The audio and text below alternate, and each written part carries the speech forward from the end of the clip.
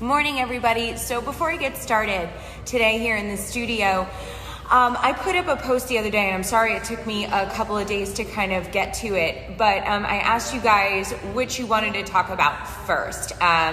It was a photo of some work on Laugier-Hunziker Syndrome, and the other one was a client who was severely saturated, extremely cool, and very high in value. So these lips were really dark, like this color.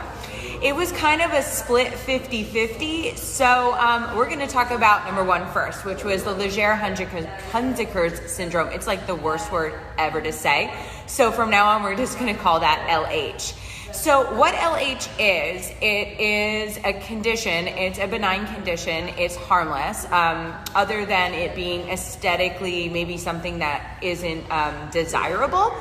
There's really nothing harmful about it, and it can be worked on to some extent. What it does is it forms about 3 to 5 millimeter macules here on the inside of the lip, sometimes even inside the oral mucosa, inside the mouth, on the tongue. But they are little kind of spots that are super dark, okay?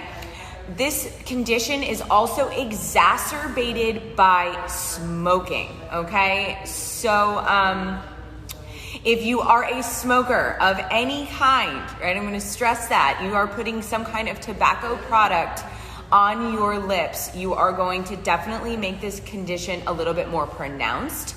If it is kind of latent in your body and you are a smoker, you may bring it out, right? We sometimes call this smoker's lips, which is also commonly misdiagnosed as LH.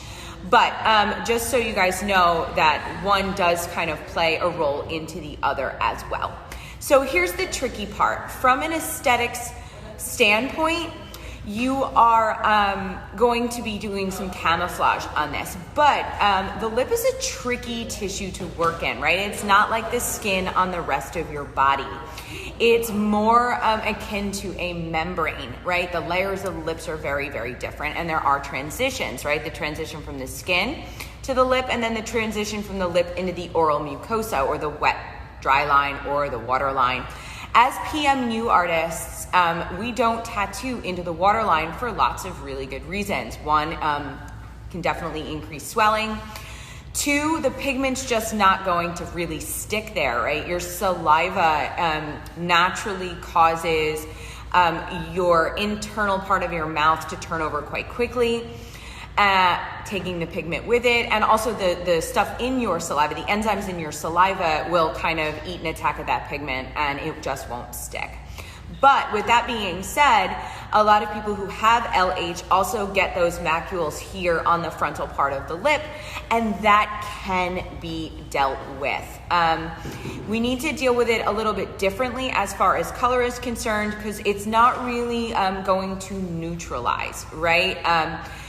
There's no amount of pigmentation that I'm going to be able to put on this that's going to turn it like a beigey blush color, kind of like the center of my palm, because I would need to use so much of it that it would get thick and cakey and almost look like very matte, very intense lipstick, and it's just not going to stick.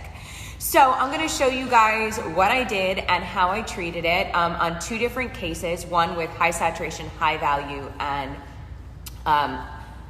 very cool tone or hue, and I'm going to show you one that was a very cool hue, however the saturation and the value were low. Okay, so stay tuned for that, and if you have any questions, don't be afraid to ask, and I'll see you guys soon.